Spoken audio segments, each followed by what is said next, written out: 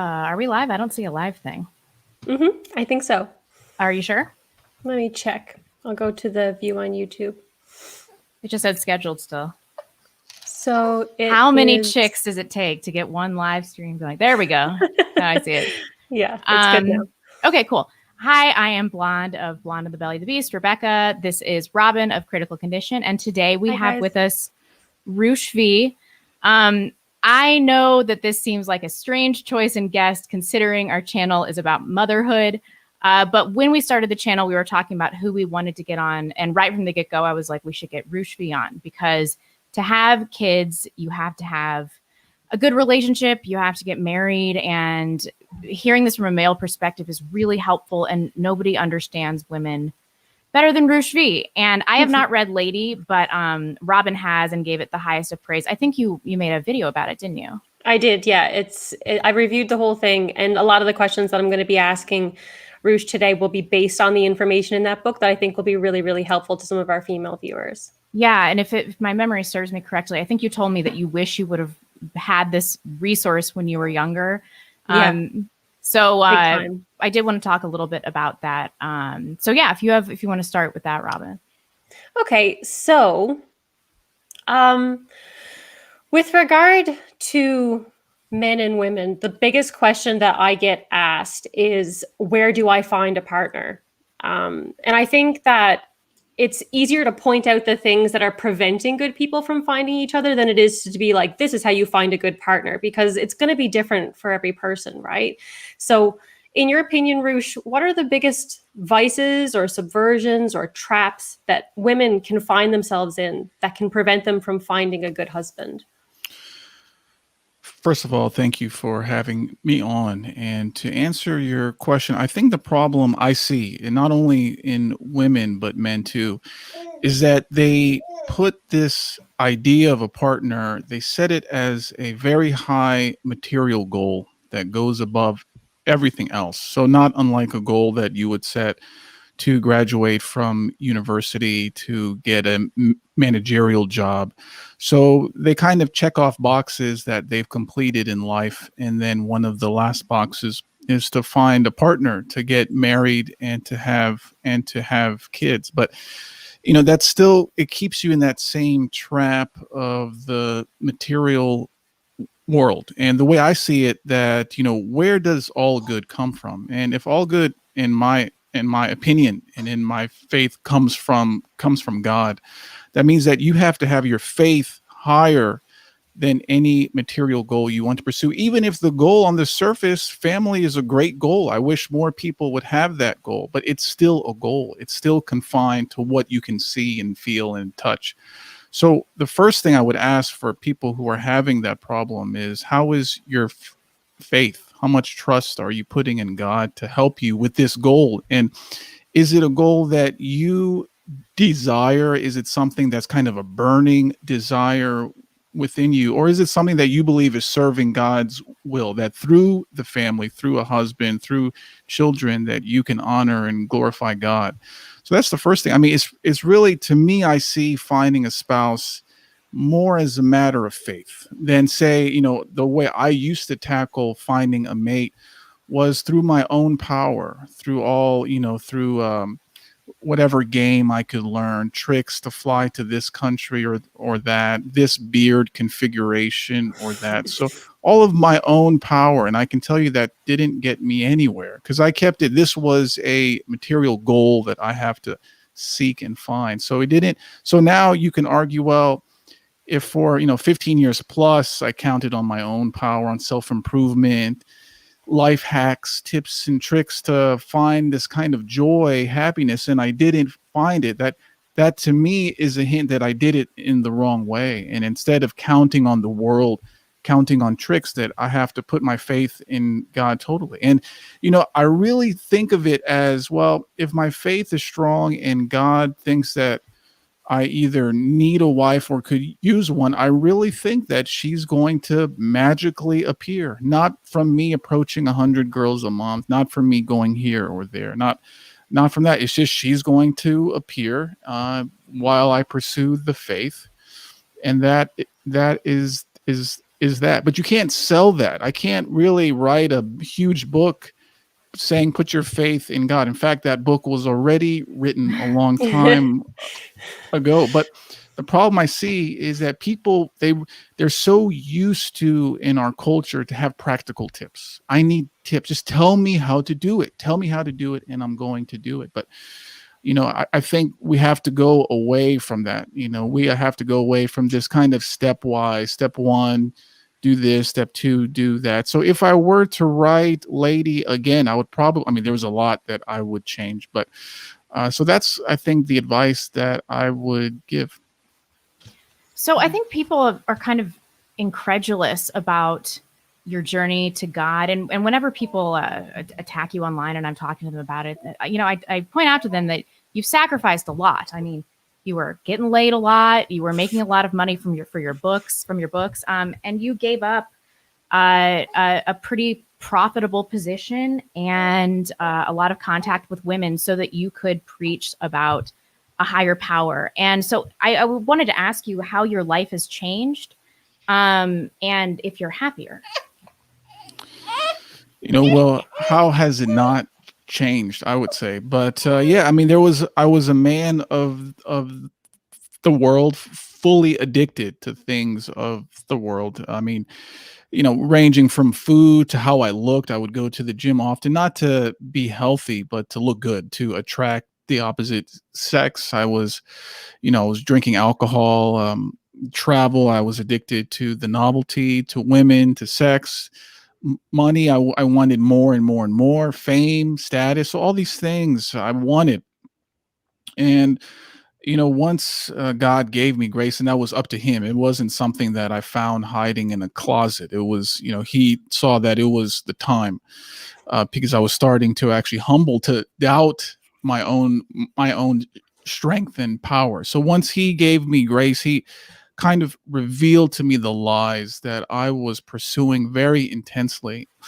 And so then it was pretty easy to knock all these worldly idols down one by one. And so that's where I am now. But for people, who are not Christians and who don't understand grace, they can't understand a transformation of this sort. And I believe only God can really transform. A lot of what the secular people think is transformation is you lose 20 pounds, or you do a 6-week fitness plan and your biceps are bulging. So that's their idea of what a transformation is, like a before and after, where the change is on the external, but they can't comprehend the internal because they've remained in the same kind of state. So I don't really try to convince them. I think if you are a Christian and God has given you grace, you usually can identify, okay, something is happening here and God is working through this man. Did you have a secular upbringing, or were you always in the faith, or you returned to the faith? So my mom and dad, they never catechized me, never taught me the truth of God, never presented even the basic story of Adam and Eve. And my mom baptized me, and I'm grateful. She baptized me when I was 8 or 9, but it was kind of like a thing to do. You're okay. My son, my mom is Armenian. She baptized me in the Armenian church. It's kind of just a thing you do. It wasn't, I'm baptizing him to guard him against the evil in the world, to set his salvation on a good starting path. So it wasn't that. So I'm kind of shocked how little I knew. So, but on the good side is when I guess you can say, converted or reverted back at 39, I didn't have any baggage. I didn't have any, like, say your parents dragged you to church when you were young, and you had this kind of, some kind of bubbling angst towards it, or your parents put you in some kind of cult and they taught you the wrong thing, heresies. So I was a blank slate. So when I started to read and to go to church and to talk to priests and monks, I was just basically a sponge. So I absorbed everything, and I absorbed everything in the literal sense. I'm not going halfway with this. I think I have a radical type of personality where I don't just do things just to do them. Either I'm going all the way or I am not. So that's horrible when you're doing the bad thing, but it's a good personality type when you're doing the right thing. But yeah, so I didn't have that upbringing. Really the first time I read the Bible, tried to read it, I was 35. Wow. One of the questions that I get most often from men is that people will tell them, especially in our circles, that you should go to church if you want to find a godly woman or a woman of value. And a lot of men will say to me, I'm not a Christian yet, or I'm a cultural Christian. I can see the value, but I don't believe it. And it feels insincere to go to church just to find a woman, So do you have any advice for those men? Should they just go to church and fake it, or do you have something else they should do? The first thing I want to say is that saying you're a cultural Christian is a cop out. It's, I want the benefits of a society that is moral, but I don't want to be moral myself, to make an oath with God to follow his commandments. But in terms of, I don't advise men to treat church like a nightclub. Let's see which, and some guys do that. They cruise the churches, see which one has the most amount of good looking girls, and maybe, I'm going to join this one. The purpose of church is not to find a woman. It's not to find a partner. It definitely happens, but that's not the purpose of church. The purpose of church is to deepen your faith. So go to church if you want to deepen your faith, because it could happen, and it has happened for a lot of guys, including me, that the church where your faith can be deepened the most tends not to have a lot of attractive women between the ages of 18 to 30. This is because the churches where your faith can be deepened are not exciting. They're not fun. They don't have the best rock bands. They don't have the most entertaining sermon from a Joel Osteen type. Unfortunately, let's say the best looking girls, the most amount of girls are in the worldly churches, the ones that the churches are kind of fun, where they have cool activities. So my church, I would say, the women in my church, the average age is around 50 or 55.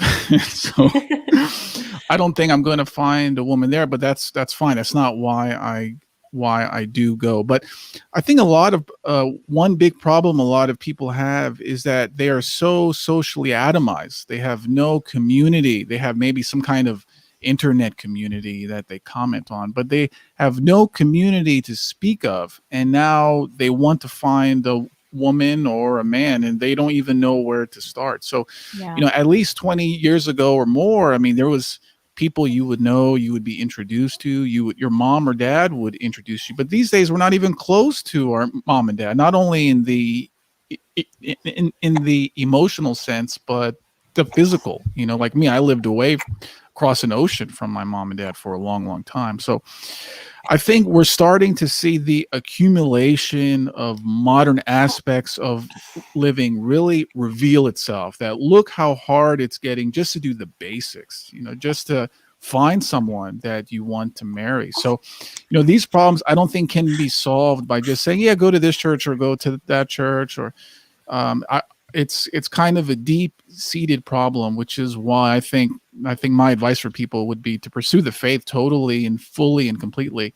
And then if it's God's will for you to find a spouse, then it's going to happen. In this, it's really hard not to be black-pilled. I've become fairly nihilistic. And one of the things that brought me back to the faith is recognizing how palpable and tangible evil is in this world right now. And I was like, well, there has to be some kind of counterbalance to this.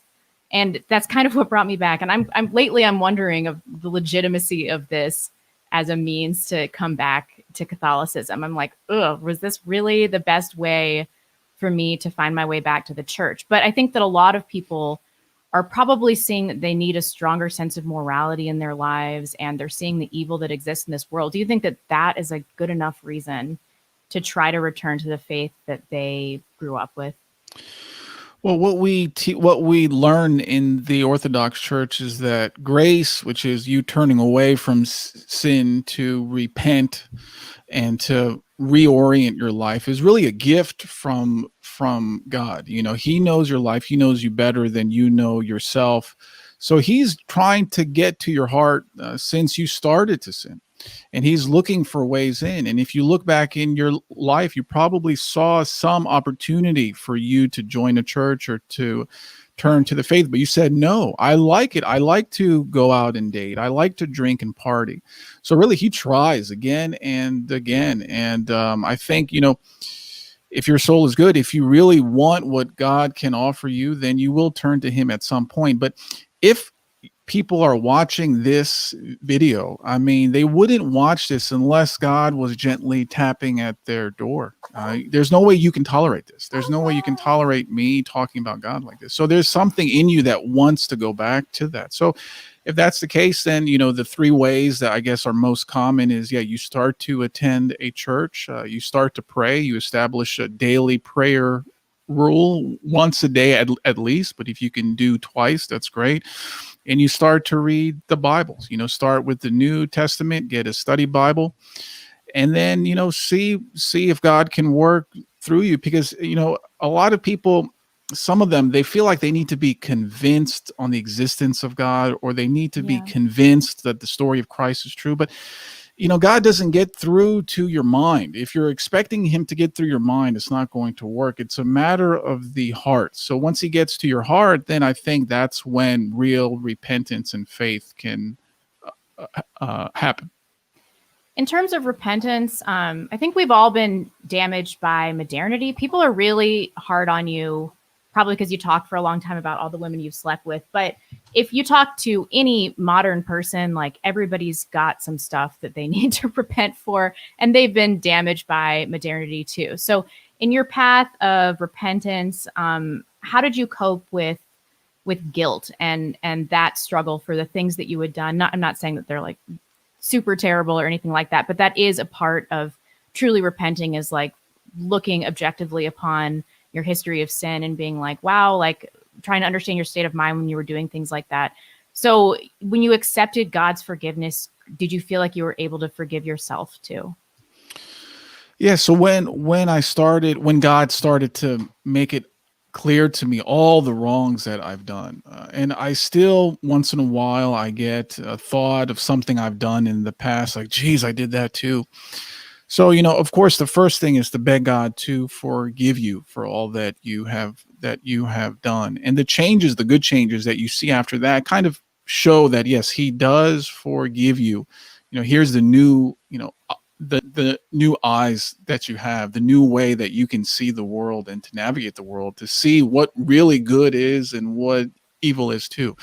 But in terms of the guilt, I wouldn't say I feel guilt because if God forgives you, then, that tells you it's time to move on. It's time to move past that. For me, I feel just like a fool. I feel stupid. I'm like, how can I be so deceived for so long? And I look back at, once in a while I read an older article that I wrote. I'm like, God, I was an idiot. But if this was at the time, I thought I was the peak of intelligence, of scientific observation, of women, of dating. So I think that is a lesson in itself, how sure you can be when you're committing evil deeds and sin, and how sure you can justify it, rationalize it, how you will be so eager to convince other people to sin just like you. You are, I was teaching men how to sin. And now I look back, I just feel dumb. But it's all out there. I cannot hide it. And in a way, that's a blessing too, because that reminds me, hey, that you, as smart as you may think you were, you're not that smart. Without God, you can get caught up, you can get mixed up totally, you can pursue the wrong path for a decade. So don't get too puffed up that now you're on the right path, that, don't get caught up in pride, like you want people to pat you on the back or things like that. So I'd be sure to ignore compliments and things like that. Yeah, I think ask a question regarding Lady again. It's a little bit off topic now, but I wanted to ask it before I lose my chance here. In one of the parts of Lady, you talked about how women can often feel attracted to men because they seem like bad boys. And I think there's like a psychological element of this that I wasn't aware of until I read your book. And I think that I did this for a time in my life. And I was just wondering if you could speak a little bit about that, because I think that even godly women can be affected by this and not really know why they're doing what they're doing. And I thought you had some insightful things to say about it. You know, Scott Peterson got remarried. He murdered his pregnant wife. What? He got remarried in jail. And then Ted Bundy, I believe, also married a woman and got her pregnant on a conjugal visit. Yeah. This is what I'm talking about. Like, why are women doing this? It makes no sense. The way I see it, a bad boy, and this is, bad boy is a man who is a worldly man who has achieved things or who has made a name for himself through usually doing bad acts. He releases dopamine on a worldly girl. That's what he does. He releases a chemical that creates excitement, that creates this feeling of lust, passion. And for people who are addicted to the world, you're going to be addicted to dopamine. You are going to want a rush, a thrill. It makes you feel good. It kind of puts you in a fight or flight. It's like a rush. So that's, I think, why women do that. I mean, you don't see a lot of, say, Christian women prowling through the jail cells looking for the murderers and the rapists to marry. Yeah. Maybe they'll preach to them, but so that's what it is. It's just basically they get addicted to how a man makes them feel. How does he make me feel? And I think you have encountered this, and maybe you've experienced it. It feels, your body feels good when you're in front of an attractive man who's confident and so on. And this is why all women, when you ask them, what do you want in a man? They don't say a man of the faith. No, they say a confident man, because a confident man makes them feel good. It releases hormone. But that doesn't last for long. And it's not something that you can build a relationship on, a marriage on. So you really can't build something based on a feeling. You can't grab a cloud that's just going to change and move on by. So how do you evaluate a potential partner without craving this good feeling that may come if he or she is good looking or fun? So you have to, one way is not to have any sexual intimacy. Because once you have that, I mean, now your mind is basically gone. I mean, there is no logic to it. I mean, the feeling, God gave us the lovemaking act for us to bond with another person. And when you're doing it with someone who is not your spouse, there's no way now that you can evaluate this person in a logical way. There's just no way. Because all you're thinking about is how this person's physical body is going to make you feel good after a couple of drinks, you get back and so on. So I think the one advice I can give is that it is impossible. I deem it impossible to properly evaluate a person before you take them to bed. Now, if you did that already, it's done. That is fine. And, we can pray to God that whoever has done that, that's fine, that their marriage lasts a long, long time. But starting now, for someone who is still looking for someone that I'm just telling you what I'm doing now. So there's been a couple of women I've spoken to since my turn towards God, and no kind of physical intimacy, that is out, but even without it, and if the woman is good looking and pretty, you can still get the feelings. You can still like, oh, she's good looking. So but that just tells you how much dangerous it is if you do introduce the physical at the same time. So you've been celibate since you started this journey. Yes. Wow, that's very impressive. That's another thing that you've given up. God has allowed me to do that. If you asked me a couple of years ago that I was going to do this, I would say impossible. There's no way you can do that. But with God, anything is possible. You just have to ask him for help.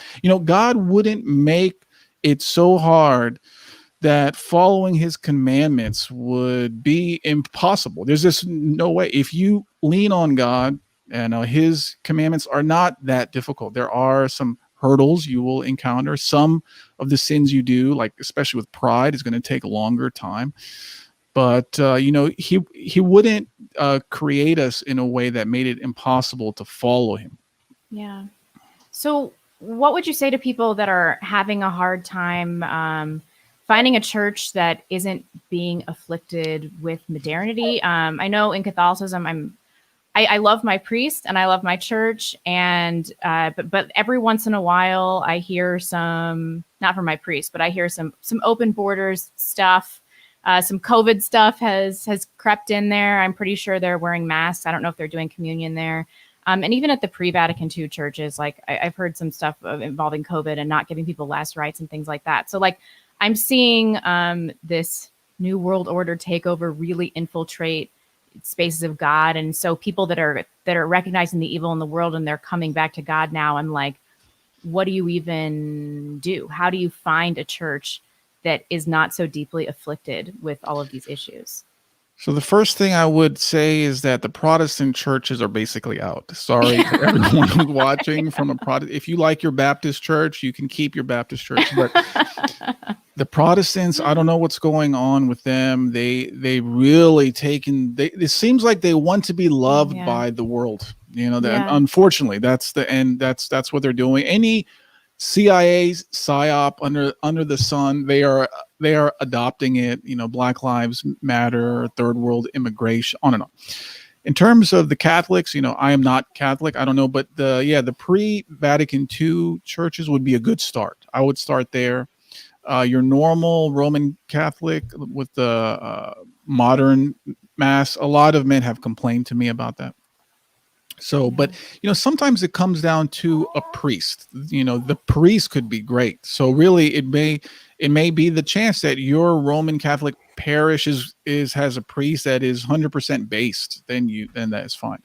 Yeah. So that leaves the Orthodox churches. And the Orthodox churches, while they have been affected somewhat, especially the Greek Orthodox Church, they're pretty good. They're pretty good because the point of the Orthodox Church is not to change. And the joke goes, how many Orthodox priests does it take to change a light bulb?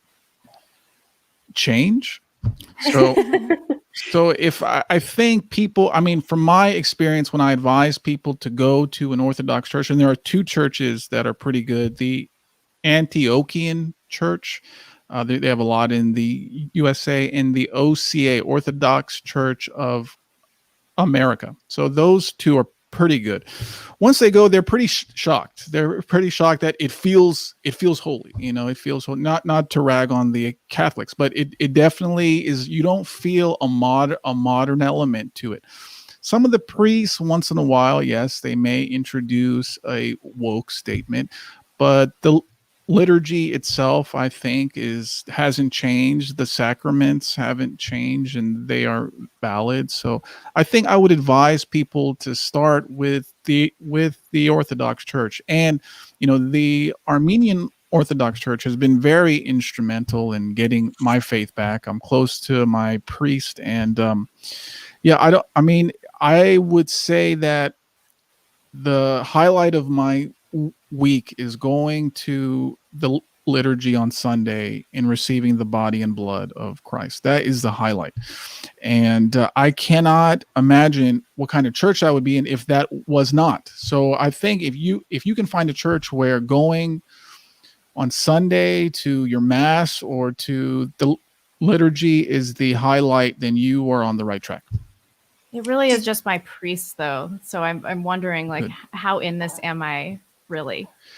I'm not sure if that's a true attachment to the church. I'm just really attached to my specific priest. So I don't know. I would say that a specific church is, a specific denomination is going to produce the average type of priest. So the average priest, you're not going to get a range that is crazy, right? So some churches have priests that, let's say, are not that great because they were trained by the church itself, by the seminaries, right? So, I can't really, I would just try a couple when you talk to the priest afterwards. If you feel like he hasn't been affected by the modern winds that much, then hey, that may be a good church that you can join.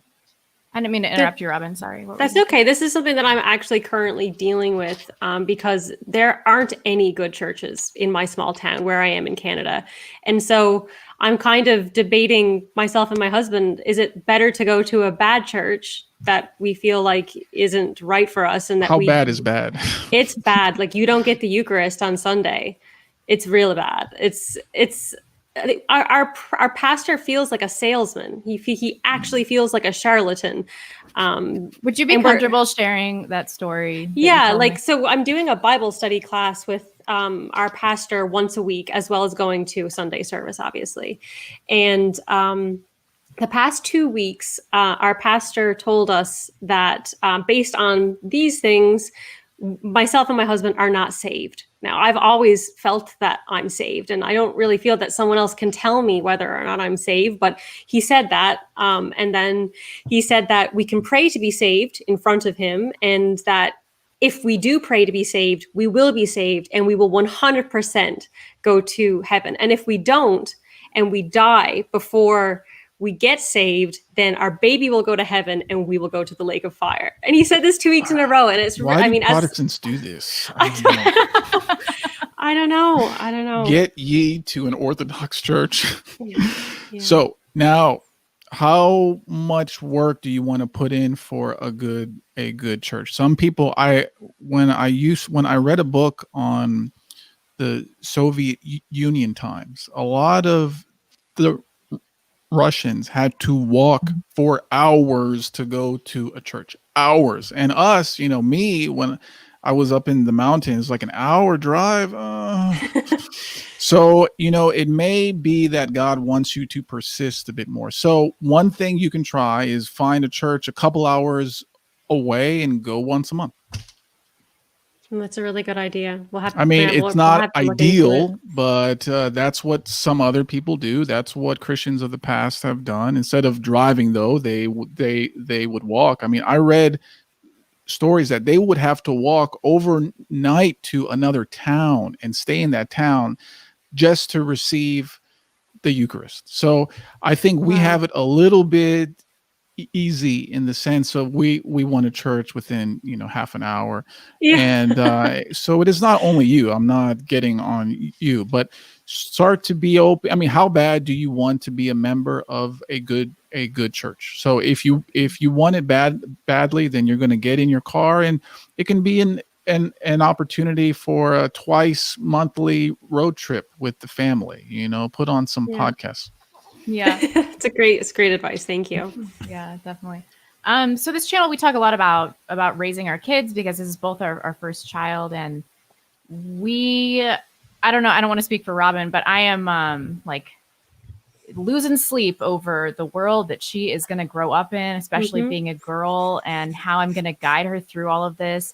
And I am really nihilistic about the state of America. I have a lot of subs that they just think that no matter what, we need to save America. It just has to be saved. And I'm kind of in this headspace where I'm like, it's over. Like this is over. The American experiment has failed. And I'm just kind of moved on to another thing. How can I invest in my local community? How can I raise my daughter so that she's not as affected by modernity as millennials were? How can I protect her from this? How can I make her stronger than I am?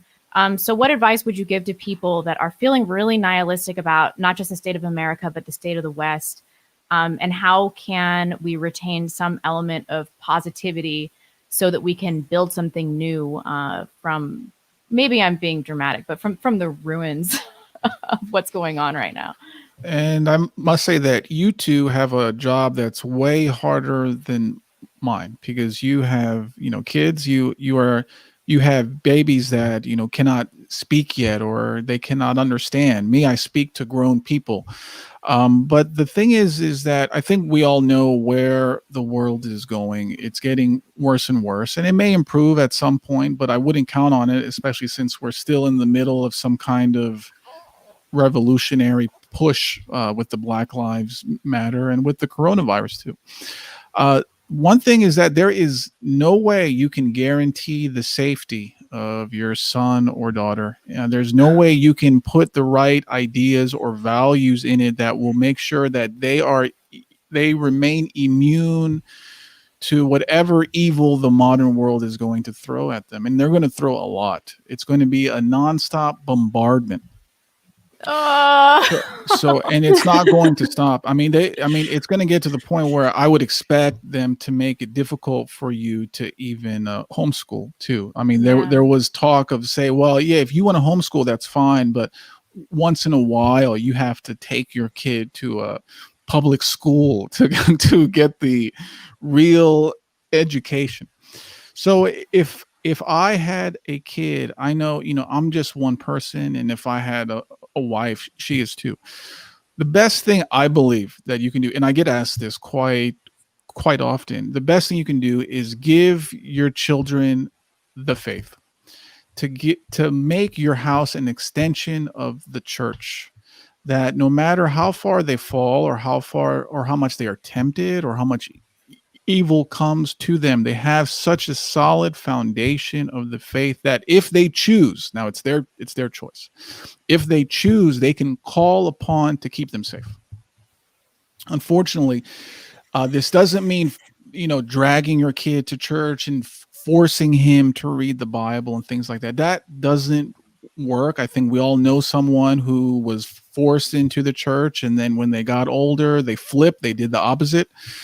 So it's mostly about giving them the truth in a loving way, and you wait for them to choose it. You wait for them to choose Christ over the world, but it may take a long time. And you may see your child kind of stumble and fall. I mean, I didn't choose for Christ until I was 39. I mean, could you tolerate waiting 39 years for your son or daughter to make the right choice? So that's going to be tough, but you are going to be different than my loving mom and dad. They loved me, but they didn't give me any foundation, any faith. So I think if you give the faith, that's the best that you can do. One thing that I read, a monk, Orthodox monk, said the best thing you can do for your kids is to pray for them every single day, just to pray for them. And you have a lot of parents, they don't even pray for themselves. They don't care about their own salvation. So yeah, I don't know how they're going to manage it, but I think it comes down to where is your faith, and the stronger your faith is, the more favors you're doing to any kids that you have, because it tends to happen that we inherit the faith or the sins of what our parents did. I inherited whatever sins my parents have. I inherited, and then you multiply it by 10. That's who I am, or who I was. But now I'm thinking, if I have the kids, my kids are not going to know the difference between our home and the church. It's going to be the same place. In their minds, it's going to meld into one. So they are never going to say, oh, we got to go to church again. It's really going to be, we're going to go to home number 2 now. That's excellent advice. I think, based on a lot of the things you're saying here, I feel like you would be a fantastic father someday. Is being a father and having a family something that you actually want? There was a time there during your Babylon Road series where it seemed like you were going to become a monk. And in a way, I was happy for you, but I also felt like, what a shame, because I think that you would be a great dad.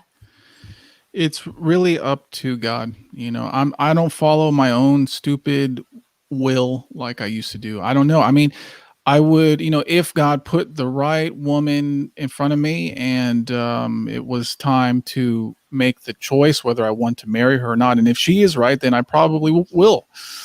But it's not up to me.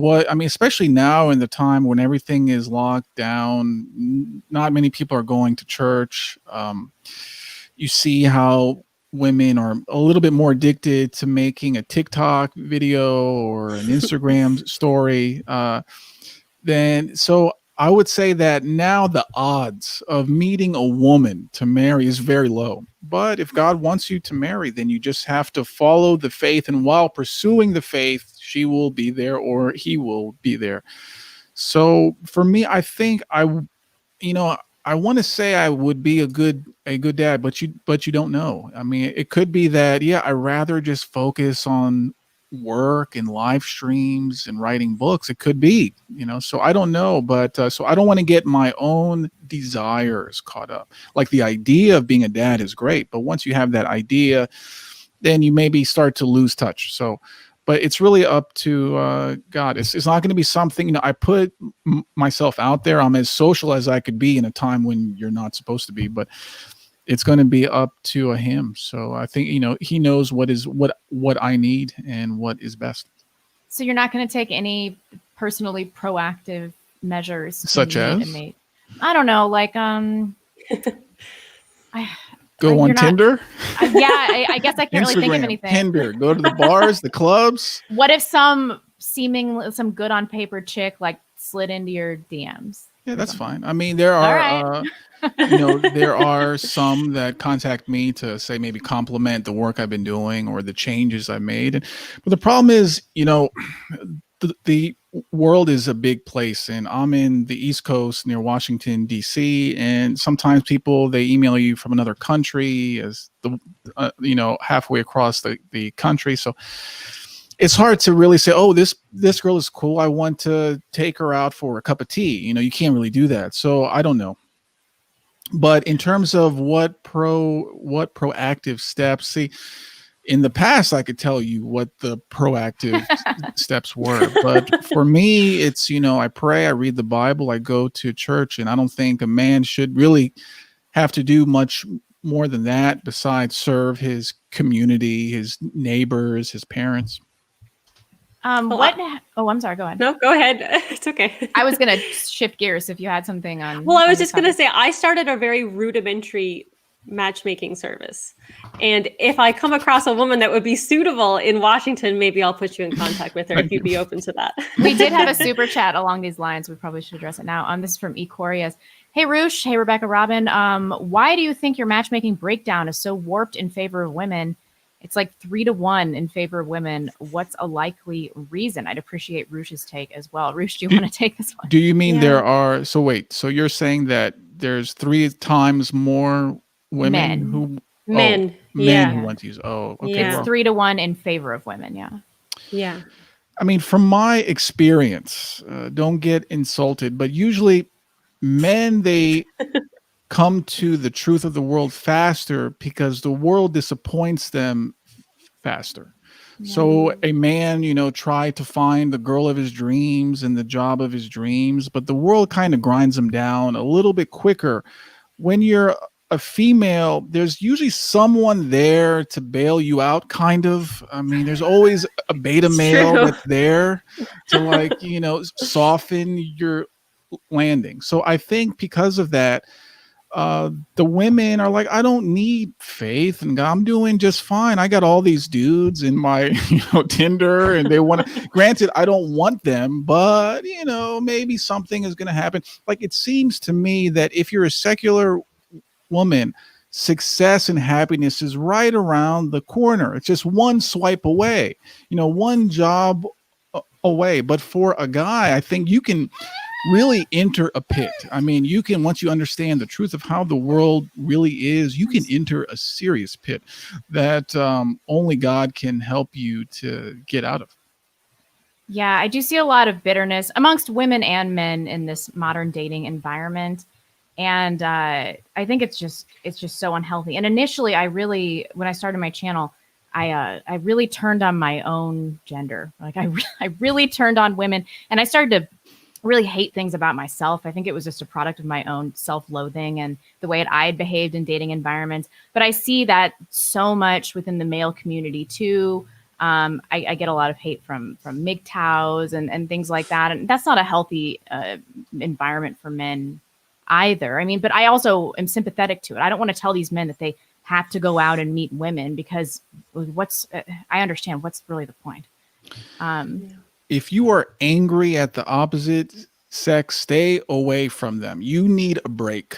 That's it. Stop dating. Stop. Completely stop. No more dating. No more pornography. None of that. Just stop, because you've caused a lot of damage. If you shouldn't ever be angry, when sex isn't involved in, say, a Christian courtship that doesn't quite pan out, you don't get angry like, oh, that kind of, that sucks, But if you were physically involved and, you're texting and drunken nights and passion is involved and that fails, there is anger, there is sadness, and that builds and builds and builds. You start to resent the opposite sex totally. So I think a lot of people don't understand how obsessive they have been in trying to secure a partner.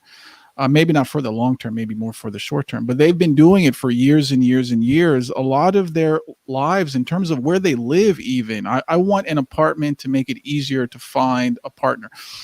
So they have to take a break. They just have to stop. Just stop. And I'm not talking about a week or a month. This could be a year or two. You need to heal yourself from all the damage you have done. And it's not, it's your fault kind of, but also it's not, because the world tricked you. The world lied to you. You fell for it just like I did. Hey, that's fine. We fell for the lie.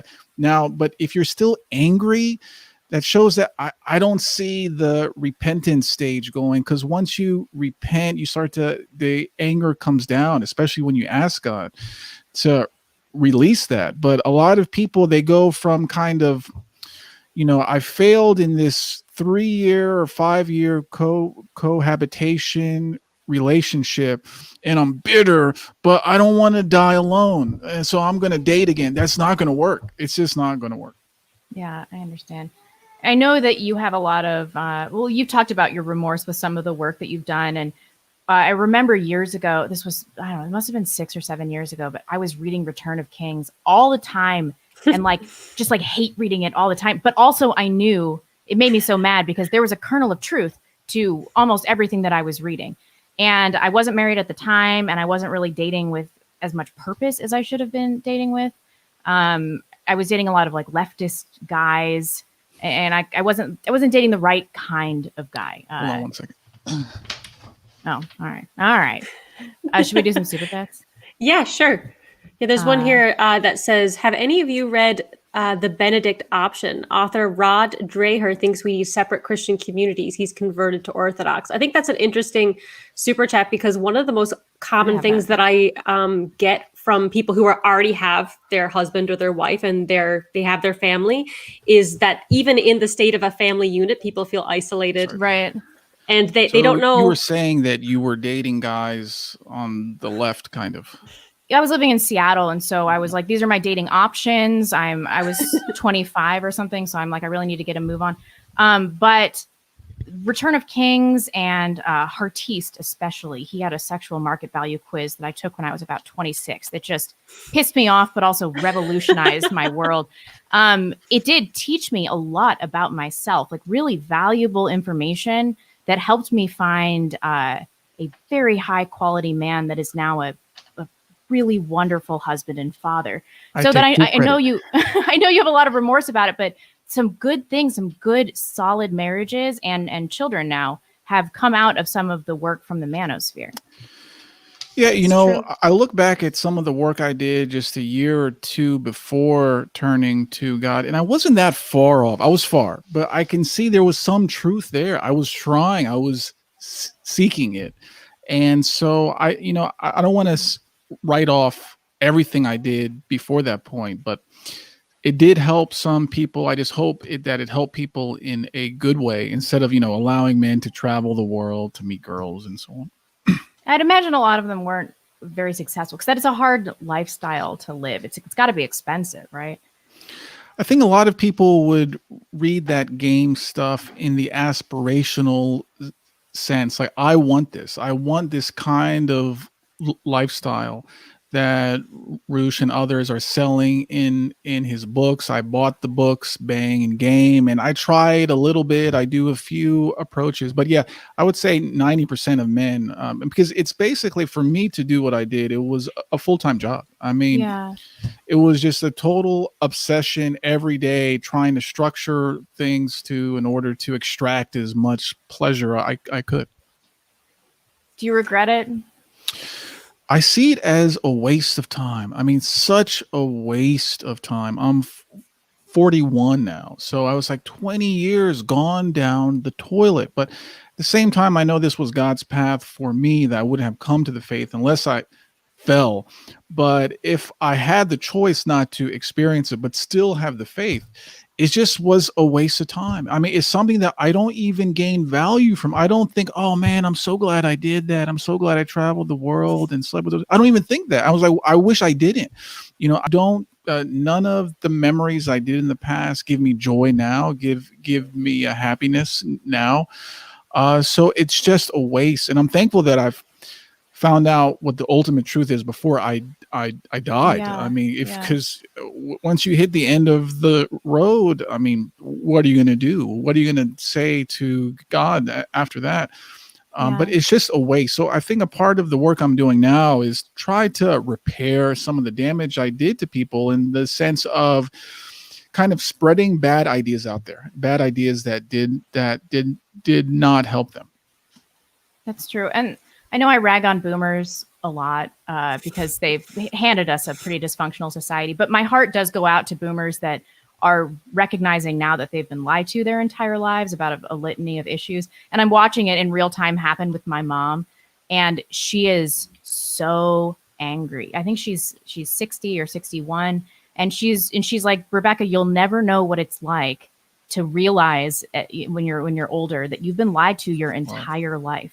So I know you feel like 41 is old or something, but it's really not. And I just can't imagine what that's like, what kind of realization that is in your 60s. And so my heart goes out to my mom, because I know that she is just really struggling with this right now. That's very good, though. I mean, that's good that she can see through the lies, because a lot of people, they don't want to. And why? Because the lies are serving them in some way. The lies are allowing them to feel prideful, be angry, to accumulate more money and status and sex. So a lot of people, I mean, that's why you don't need to convince a person to believe in a lie if it gives them pleasure today. You don't need to. So a lot of people, they kind of can't come to the truth, even if you show it to them, because the truth would mean they would have to stop doing something that they believe is giving them some kind of happiness. This is why people, they hang on tight. So, I mean, why did I hang on to the lie that casual sex is a masculine activity? Because it felt good, because I was addicted to it like a drug addict. It felt good. I didn't want to let go of it. So I thought that I was holding, like I'm some kind of hunter shooting down lions and taking a trophy picture with the lion. I don't want to let go of the lion. But what I was really doing was eating rats. I was finding rats on the street and holding it tight. No, don't take my rat away from me. That is what I was doing, but I was trying to convince everyone that this rat, this, meaningless experience is something that you should have too. Don't you want the furry rat that I've spent my life gaining? Yeah, that's definitely true. And then even outside of the realm of hedonism, that's not really what I was talking about with my mom. It's just like living in the blue pilled world. It is easier, and that is something that I get nostalgic about it. Like, it's like two separate phases of my life, before I realized what was going on and after. And life now, in many ways, is much more difficult.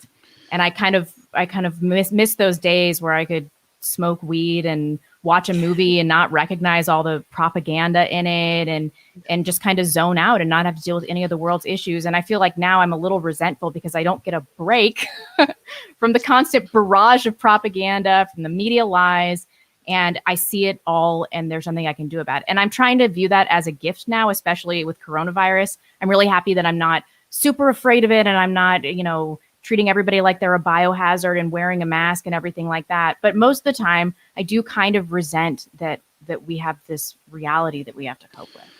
So the one thing about the blue pill world that you see people, it seems like it is easier, but really because for them, death is everything. Death is the end. Death is the end of their consciousness, of their lives. What the blue pill really is a series of distractions to manage terror. It's managed terror because you talked, I mean, one thing that the virus has shown me is how terrified people are. Yeah, they're having fun, they're drinking, they're partying, they're watching their movies, talking about this, sharing memes. But once you see their behavior, their response to the virus, they are terrified. They're living in terror. But what the blue pill world, what Satan does is try to manage that terror, keep you away from God until you die. That's what the game is. But from the outside in, it looks great. But if you peer into the blue pill people, they are always full of tension and anxiety, a lot of anxiety about what's going to happen, because so really what I see it as is that anxiety is a manifestation of the end that's coming for them when they know that, because they think that when you die, that's it, your soul. I mean, you don't have a soul, because the scientists, they can't measure a soul with their powerful instruments. But the second thing is, the only thing I would say to you is that if you watch the news and you follow that stuff and you get upset, then you have to lean on God a bit more to allow you to see the picture of it, that this is the plan he has for us, is to maximize the number of souls that choose him. And from the surface, when you see all the evil in the world, it looks rough. It's like, why is it in this way? Why is the world the way it is? But it has to be this way. It has to be this way.